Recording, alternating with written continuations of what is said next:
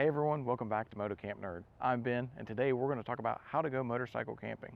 There's a lot of different ways and styles to go motorcycle camping, so we're going to touch on all the basics of what you need to know and what you need to take with you on your motorcycle camping trip.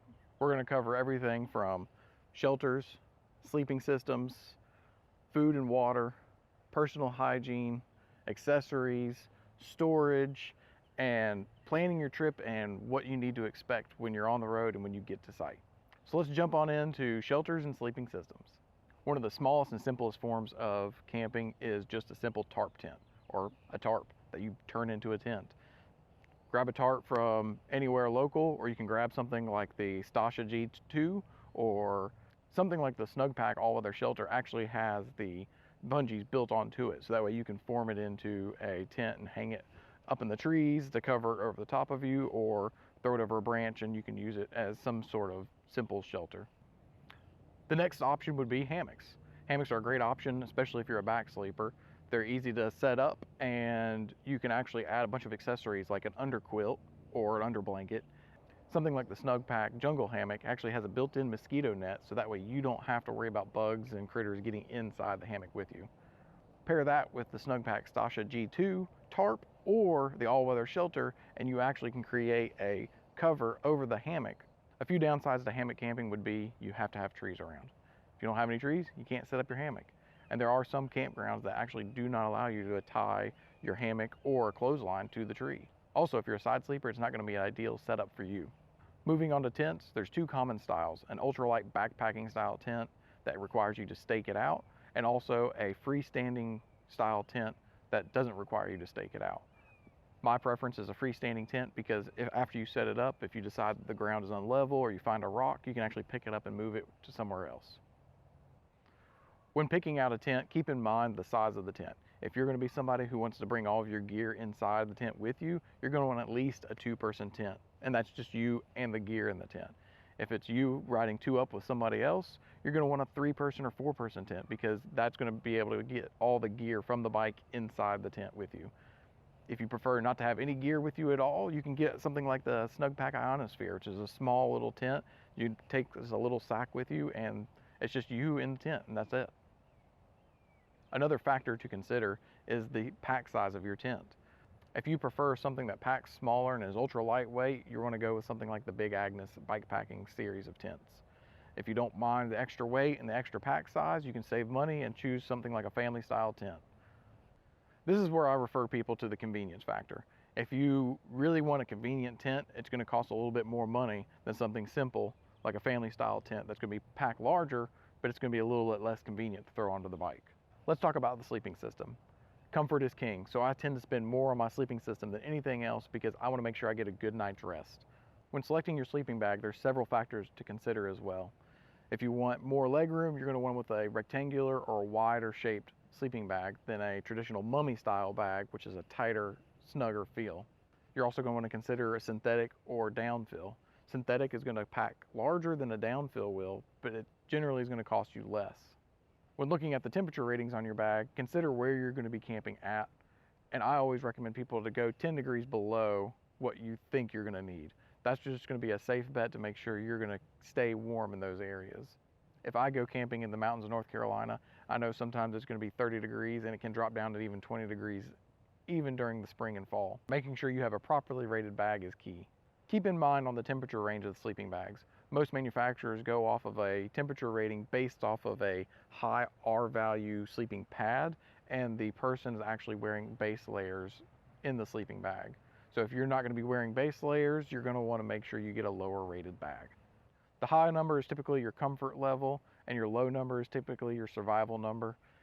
Some people refer to this also as if you're a warm sleeper, you want to use the high number, and if you're a cooler sleeper, you want to use the lower number. Now, what are you going to sleep on? Is it going to be a pad or a cot? Pads come in, again, all shapes and sizes. You've got a square, rectangular shape, you've got the tapered shape for mummy style bags, you've also got the different thicknesses, and you've also got insulated pads. If you've chosen a cooler sleeping bag rated at 20 to 30 degrees, you're going to want an insulated sleeping pad to match that, so that way you make sure that your sleeping bag is going to work effectively. If you're camping in the middle of summer and it's going to be 70+ degrees all the time, you're probably going to be okay with sleeping with just a plain simple air mat without insulation in it. Another alternative to the sleeping pad is the cot. They're now getting made where they pack smaller and they're ideal for motorcycle camping. Now let's figure out what you're going to put your head on besides a rock. My first year motorcycle camping, I used a sweatshirt balled up and I was miserable. Never again. So make sure you find something that's comfortable for you. They've got the foam filled pillows, you've got air pillows, and you've also got pillows that are filled with foam and air. Something simple as a Snug Pack air pillow is 20 bucks and it works. Or something more luxurious like the Sea to Summit Aeros Premium Pillow, which actually has a scalloped edge and fits your shoulder and fits around your head with a nice t-shirt feel on the outside, could be something to splurge for. It really depends on your sleeping style and what's comfortable for you. Moving on to food and water. Now this really depends on your camping style. If you plan on eating out for every meal, you're not going to need all the cooking utensils and pots and pans. But I still recommend that you have some sort of water or snack with you when you're riding, just to make sure you stay hydrated and you have something to eat on the in-between stops for meals. If you decide that you're going to eat out all the time, but you still want to have coffee or tea in the morning, you'll probably want to pick up something like a small heating stove and a small cooking pot to boil water and something to drink it out of. Something like this X-Pot kettle and X-Mug and X-Brew are great little small packing devices that you can use to just brew coffee in the mornings. Now, if you decide you're not going to eat out all the time, one of the simplest ways to eat a meal at camp is with a dehydrated bagged meal. These meals come in all different flavors and different types and different styles, and some of them actually have their own built-in heating source where you just pour water into the bag and it will heat itself up. If you don't go with one of those options, you're going to need to have a stove and a vessel to heat your water and boil water to pour into your dehydrated bag. What is handy with these dehydrated meals, because the bags are so deep, is having a long handled spoon or spork. That way you can get to the bottom of the bag without getting your hands all nasty.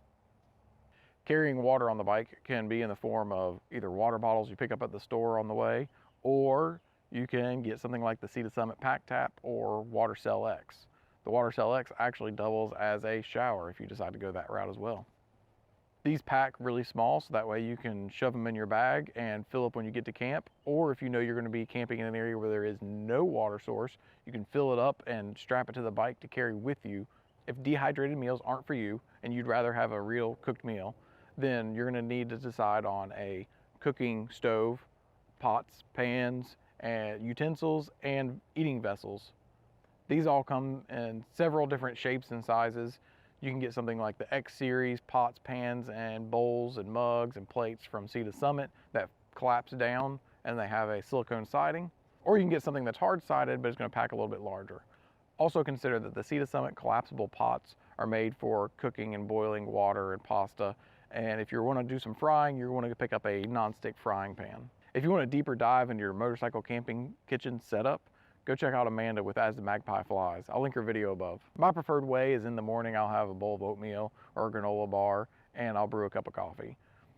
For lunch, if we're on the road and we decide not to get fast food, I'll stop at an Overlook or something and make one of those dehydrated meals, or just have a bag of tuna or some simple easy meal with nuts and fruit. For dinner on the way to the campground, we'll try to stop at a store and pick up some fresh meat and some fresh vegetables, so that way when we get to camp, we'll just set up camp and start cooking. In the end, it depends on what you want to carry on the bike and what your preferred style of eating and camping and cooking are going to be. You're going to want to sit down for this one, because next we're going to talk about your personal hygiene while camping.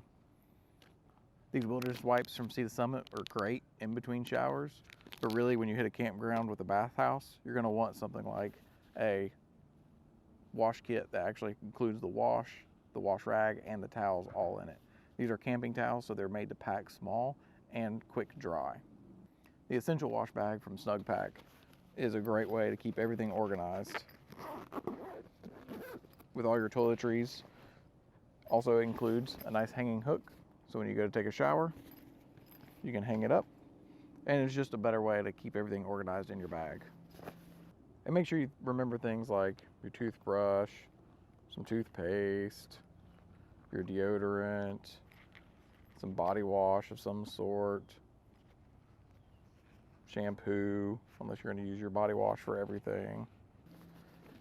Some towels that don't come in a kit are the Snug Pack hand and face towel and the Snug Pack travel towel. This is an antimicrobial towel, and I personally used it for 21 days straight and it did not start stinking. So a quick drying small packing towel. Keep yourself clean, keep yourself decent, because when you're out there camping, you're going to sweat, you're going to smell bad, especially before you start cooking or doing anything with food. It's a good idea to wash your hands. Next up, we're going to talk about all the knickknacks and accessories that you should consider bringing with you. Your phone charger is going to be one. If you have a GPS for your motorcycle, don't forget your GPS. A lantern, a headlamp. Both of those light sources are great to have with you. Battery banks are another thing that you want to consider keeping with you if you're not going to be around a power source. I also have a USB charger attached to the motorcycle in case I need to plug up my phone that way for charging it. Tools for your motorcycle. Have a good understanding of what you need for your motorcycle. I personally carry a small toolkit with all the sockets and wrenches that I need for the motorcycle, as well as the spare parts of tubes and a clutch cable.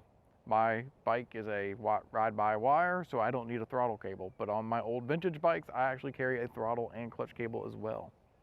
Another thing you need to consider having is a first aid kit, also some bug spray. If you're going to be out in nature, you're probably going to want some bug spray.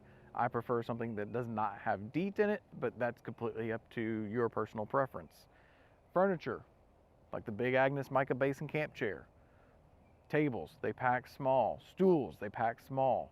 Find other little things. If you want the luxuries of sitting around at a campfire and you don't have a stool or a rock to sit on, a chair might be handy. Even solar panels. I know solar panels are being made small and flexible now, and people will strap it to the back of the bike so that way their battery bank or their phone is getting charged while they're riding. It really depends on what you can fit on your motorcycle and what you can and can't live without while you're camping on the motorcycle. Everybody has their own personal preference on what they do while they're camping, so just kind of figure it out, Take a couple of test runs and figure out what you need to take with you whenever you're motorcycle camping. Also, you may want to bring some form of entertainment. Some people like to bring books, some people like to bring a fishing pole if you're going to be around water, and some people like us like to bring games. We actually like the little tabletop games that pack small, so that way we can sit on the picnic table and play games all night. So now that you've decided on your sleeping system and your food situation, it's time to decide how you're going to pack it on the motorcycle. Now this will depend on what kind of motorcycle you have and what luggage options are available for you. There are tons of universal options, soft and hard bags. It just depends on your personal preference and the riding style that you're doing. On the Bonneville, I've got hard cases, and right now I've got this duffel bag on top, because if I've got a tent that's too large to fit in this hard side case, I can open up this bag and shove it down inside because of the extra length. Other things to consider are dry bags. There's several brands and types from all the manufacturers out there. I like the Sea Summit Big River dry bags because they actually have lash loops on them that you can use rock straps to go through and attach it to the motorcycle. Also, those Big River dry bags have a high denier value to them, so they're abrasion resistant, and they're going to make a good candidate for an external bag for a motorcycle. Some things people overlook are storage bags and packing cubes. Something really cheap and easy is, if you've already got a motorcycle helmet, you probably have a motorcycle helmet bag. And these are great to use to separate your food, your laundry, your dirty clothes, your toiletries, whatever you may have in your bag. I like to keep everything separated in every bag, so that way whenever I pick it up, I know what's in the bag already. And it just makes it easier to grab and go whenever you're opening up your bags. And that goes into packing. When you're packing your bags, you want to make sure that you've got a balanced load between left and right, and you want to have the heavier stuff down low and the lighter stuff up top. Once you get your bike loaded up, it's a good idea to test ride around and get the feel of the weight and figure out if you need to shift the weight from one side to the other, or more back or more forward. Now that you've got everything you need to go moto camping, it's time to plan your trip. There's tons of resources online to find campgrounds and campsites, either dispersed or at a family style campground. There are also motorcycle only campgrounds, and here in North Carolina we have a ton of those. you can refer to the Motocampnerd website where to camp, and we have a list of all the motorcycle only campgrounds throughout the entire United States. Of course, we have a big plethora of them here in the Southeast because this is what we're familiar with and this is where we have most of them. Other apps like The Dirt, Campendium, all of these are available for free, and you can use these as resources to find free camping sites or really cheap camping sites. Also, the state and national parks all have a website that you can go online and book a campsite. A lot of these are reservable, and there's also walk-ups available, but be sure to check where you're going and what restrictions there are at these areas before you get there. Some of these will have bathhouses, some of them will have electricity, some of them will have water, some will not. So this again will reflect on your camping style and what you take with you on where you're going to camp. There's also dispersed camping. Dispersed camping, you're not going to have any kind of resources around you. It's just going to be you and your camping gear out in the middle of the wilderness. After I've picked out my campground or campsite, I plan my route and I kind of figure out what's along the way, what's going to be going on in those different areas, and if there's going to be some hiking trails along the way, I'll stop and pull over and go for a hike. But again, this goes back to your personal style of camping. So you've been riding all day and you arrived at the campground. Now, depending on the campground you picked, if you've got a family style campground or something like a KOA, there's going to be a main office. You drive up, you pay when you get there, or you just check in. If you did something like a state park or a national park, when you get there, there may not be an office. There may just be a camp host, and you're going to have to go find that camp host and check in with them. If you already made your reservation, you may just have to go to your campsite and just set up. You don't have to check in because you've already paid. It just depends on that campground and that way of doing things. Again, go back to when you're planning and make sure you read all of the details when planning your campground and picking out that specific campground and what they require you to do. Get to your site, set up your tent, and enjoy camp for the night. If you decided to cook a meal, enjoy it and sit back and relax. That's part of the joys of camping. You're out in nature, you get to kind of wind down, relax, and disconnect from the world around you. As we said in the beginning, there's so many ways and so many different styles to go motorcycle camping, and there's no wrong way. It's all in your personal preference on what you decide and how you feel comfortable going motorcycle camping. Here at Motocampnerd, we try to facilitate all the different styles of motorcycle camping with all the gear that we have available for everybody. We try to make sure we get the smallest pack sizes available, and we try to get good quality gear so that way it's going to last you on the road. Thank you all for watching. I hope you found this video helpful, especially the newcomers to motorcycle camping. If you're a veteran motorcycle camper, hopefully you saw an item in this video that was actually something you can upgrade to in the future. Let us know in the comments below what type of motorcycle camping you prefer. Are you a simplest where you just have a sleeping system and you eat out on the road? Or do you prefer to bring all of your camp kitchen food and everything else with you? Thank you all for watching. Ride safe.